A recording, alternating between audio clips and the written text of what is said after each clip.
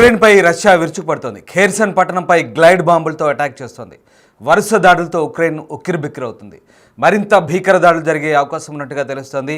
Air బేస్లే టార్గెట్గా nuclear attack చేసే chance ఉన్నట్టుగా తెలుస్తుంది. ట్రంప్ హెచ్చరించిన కొద్దిసేపటికే పుతిన్ సేన సీన్లోకి దిగింది. మొన్న కింజాల్ హైపర్సోనిక్ మిసైల్స్ ప్రయోగించిన సంగతి తెలిసిందే. ఇవాళ తాజాగా బాలిస్టిక్ మిసైల్స్ గ్లైడ్ బాంబులతో విధ్వంసం సృష్టించింది. ఇక సుదీర్ఘ లక్ష్యాలను ఛేదించడం గ్లైడ్ బాంబుల ప్రత్యేకతగా చెప్తున్నారు. ఉక్రెయిన్పై రష్యా విరుచుకుపడే ఛాన్స్ ఉందన్న ట్రంప్ హెచ్చరికల నేపథ్యంలో పుతిన్ సేన అన్నంత పనిచేసింది. ఉక్రెయిన్కు తమ పవర్ ఏంటో చూపిస్తామంటూ పుతిన్ ప్రతిజ్ఞ చేశారు. అంతలోనే ఈ గ్లైడ్ బాంబులతో ఖేర్సన్ పట్టణంపై విరుచుకుపడ్డారు. స్క్రీన్పై మీరు చూస్తున్న దృశ్యాలు ఒక్కసారిగా ఖేర్సన్ పట్టణంపై రష్యన్ దళాలు చేస్తున్న దాడికి సంబంధించిన తాజా దృశ్యాలు చూస్తున్నాం. డిస్టర్బింగ్ కంటెంట్ చూస్తున్నారు బిగ్ టీవీ స్క్రీన్పై. ఖేర్సన్ పట్టణంపై రష్యన్ దళాలు ముఖ్యంగా పుతిన్ సేన గ్లైడ్ బాంబులతో వరుస దాడులు కొనసాగిస్తుంది. ఒకసారిగా ఖేర్సన్ పట్టణంలోని అడ్మినిస్ట్రేషన్ భవనాలతో పాటు స్థానికంగా ఉన్నటువంటి కొన్ని పౌర స్థావరాలే లక్ష్యంగా కూడా దాడులు జరిగినట్టుగా ఉక్రెయిన్ ఆరోపిస్తోంది. తాజా దాడికి సంబంధించిన దృశ్యాలు చూస్తున్నారు. గ్లైడ్ బాంబుల రూపంలో అత్యంత శక్తివంతమైన అత్యంత ఆధునిక సాంకేతిక పరిజ్ఞానం కలిగినటువంటి గ్లైడ్ బాంబుల్ని ఉక్రెయిన్ ఖేర్సన్ పట్టణంపై పుతిన్ సేనలు జారవిడిచాయి. ఈ నేపథ్యంలో ఒక్కసారిగా దాడితో ఆ ప్రాంతం అంతా కూడా దద్దరిల్లిన పరిస్థితి కనబడుతోంది. డ్రోన్లతో కూడా విరుచుకుపడ్డ పరిస్థితి కనబడుతోంది. పదుల సంఖ్యలో గాయపడ్డట్టుగా తెలుస్తుంది. ప్రభుత్వ భవనాలన్నీ కూడా పూర్తిగా నేలమట్టమైన పరిస్థితి కనబడుతుంది. దక్షిణ ఉక్రెయిన్ నగరమైన ఖేర్సన్పై రష్యా 4 గ్లైడ్ బాంబులను ప్రయోగించిందని, ప్రభుత్వ భవనాలు పూర్తిగా దెబ్బతిన్నాయని తెలుస్తుంది. 2 వ్యక్తులు గాయపడ్డట్టుగా కూడా స్థానిక అధికారులు చెప్తున్నారు. అయితే గాయపడ్డ వారి సంఖ్య డజన్ల కొద్దీ ఉన్నట్టుగా తెలుస్తోంది. ఇక ఖేర్సన్ ప్రాంత గవర్నర్ ఒలెక్సాండర్ ప్రోపడిన్ చెప్తున్న వివరాల ప్రకారం దాడులు జరిగిన తర్వాత పరిణామాలకు సంబంధించిన ఫుటేజ్ని ఆయన పోస్ట్ చేశారు. సోషల్ మీడియాలో ప్రస్తుతం ఆ దృశ్యాలు దర్శనమిస్తున్నాయి. ఇక అనేక ఎత్తైన భవనాలను కూడా గ్లైడ్ బాంబులు ధ్వంసం చేసినట్టుగా కనబడుతుంది. అలాగే ముఖ్యంగా పరిపాలనా భవనం పైభాగంలోని ఒక పెద్ద భాగం వీడియోలో కనిపించకుండా పోయినట్టుగా మనకు ఆ దృశ్యాలను బట్టి అర్థమవుతుంది. దాదాపుగా 4 KABలు ఎగిరినట్టుగా చెప్తున్నారు. అంటే ఇవి గ్లైడ్ బాంబుల కోసం ఉక్రేనియన్ పదబంధాన్ని ఉపయోగించి రాశాడు. అంటే డ్రోన్లను వినియోగించి ఈ గ్లైడ్ బాంబులను ఆ ప్రాంతంలో జారవిడిచినట్టుగా తెలుస్తోంది. సోవియట్ కాలం నాటి మందుగుండు సామాగ్రి దాదాపు 1500 కిలోల వరకు పేలుడు పదార్థాలను మోసుకెళ్లగల సామర్థ్యం కలిగినటువంటి గ్లైడ్ బాంబుల్ని తాజాగా రష్యా ఉక్రెయిన్పై ప్రయోగిస్తున్నట్టుగా తెలుస్తుంది. ఉక్రెయిన్ ఆపరేషన్ స్పైడర్ వెబ్కు రష్యా అధ్యక్షుడు వ్లాదిమిర్ పుతిన్ స్పందిస్తారని అమెరికన్ ప్రెసిడెంట్ డొనాల్డ్ ట్రంప్ హెచ్చరించిన కొద్ది గంటల్లోనే ఇటు ఇద్దరు నాయకులు నిన్న దాదాపు 1:15 నిమిషాల పాటు ఫోన్లో మాట్లాడుకున్నారు. తాజాగా జరిగిన ఈ దాడులు ఒక్కసారిగా ఖేర్సన్ పట్టణంలో విధ్వంసాన్ని సృష్టించాయి. డిస్టర్బింగ్ విజువల్ చూస్తున్నారు. బిగ్ టీవీ డిజిటల్ ఎక్స్క్లూజివ్ ఫుటేజ్ని మీరు చూస్తున్నారు. గత వారాంతంలో జరిగిన సాహసోపేతమైన ఉక్రెయిన్ డ్రోన్ దాడిలో మాస్కో బాంబర్ జెట్ల సముదాయంలో దాదాపుగా 30% వరకు కూడా పూర్తిగా తుడిచిపెట్టిపోయినందుకు రష్యా తీవ్రమైన ప్రతీకార దాడులు ఉంటాయంటూ ఇప్పటికే ట్రంప్ హెచ్చరించిన నేపథ్యంలో ఒక్కసారిగా ఈ దాడులు అయితే కొనసాగుతున్నాయి. మరోవైపు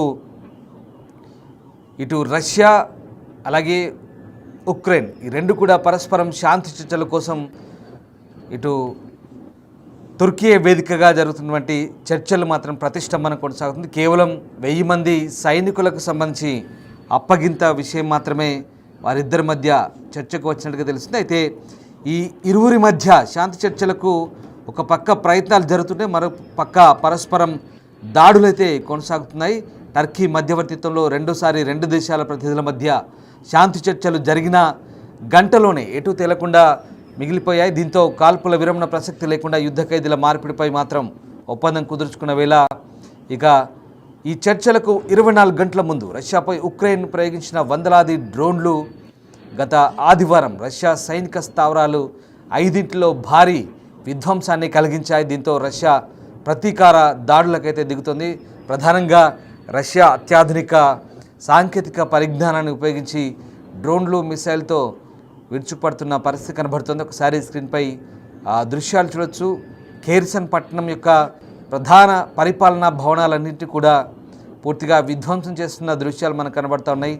గ్లైడ్ బాంబులతో దాదాపు 1500 కిలోల మందుగిండు సామాగ్రిని మోసుకెళ్లే సామర్థ్యం కలిగినటువంటి గ్లైడ్ బాంబర్లతో ఒక్కసారిగా ఆ ప్రాంతాన్నంతా కూడా విరుచుపడుతున్న పరిస్థితి కనబడుతుంది.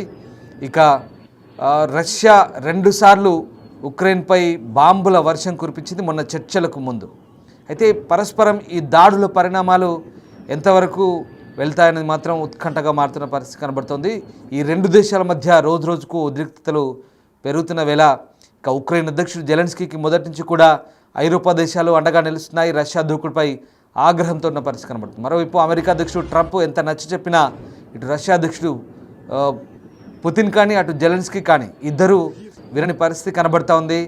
ఇద్దరు కూడా పరస్పరం దాడులకు తెగబడుతున్న పరిస్థితి కనబడుతుంది. మరోవైపు ఇటు బ్రిటన్తో సహా పశ్చిమ దేశాలు ఉక్రెయిన్కు పూర్తిస్థాయి సైనిక సహకారాన్ని అందిస్తామంటూ చెప్తున్నాయి. 1,00,000 డ్రోన్లను అందించేందుకు సిద్ధంగా ఉన్నామంటూ ఇప్పటికే బ్రిటన్ హామీ ఇచ్చింది. ఆ దేశానికి ఇచ్చే 4.5 బిలియన్ పౌండ్ల మిలిటరీ మద్దతులో ఈ 350 మిలియన్ పౌండ్ల డ్రోన్ ప్యాకేజీ కూడా భాగమంటూ చెప్తున్న పరిస్థితి కనబడుతుంది. ఇక ఉక్రెయిన్ డ్రోన్లు రష్యాలోని 41 బాంబర్ విమానాలను ధ్వంసం చేసిన తర్వాత రష్యా పూర్తి స్థాయిలో ప్రతీకార దాడులకు సిద్ధమవుతుంది.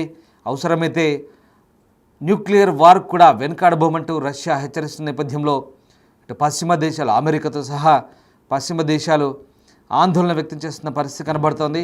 ఇప్పటికే అంటే స్మార్ట్గా ఉక్రెయిన్ రష్యాపై చేసిన దాడిలో దాదాపు రష్యాకు చెందినటువంటి TU విమానాలు TU-95 TU-120 విమానాలు కూడా పూర్తిగా ధ్వంసమైన పరిస్థితి. వీటిని రష్యా తిరిగి సమకూర్చుకునే పరిస్థితిలో లేదు. ఎందుకంటే వీటికి వేలాది కోట్ల రూబుల్స్ ఖర్చు పెట్టాల్సి వస్తుందని నిపుణులు అంచనా వేస్తున్నారు. ఈ నేపథ్యంలో ప్రస్తుతం వాటి ప్రొడక్షన్ కూడా ఆపివేసినట్టుగా చెప్తున్నారు. ఇన్నాళ్ల పాటు TU శ్రేణి బాంబర్ ఫైటర్ జెట్లే ఉక్రెయిన్పై యుద్ధానికి రష్యా ఉపయోగించింది.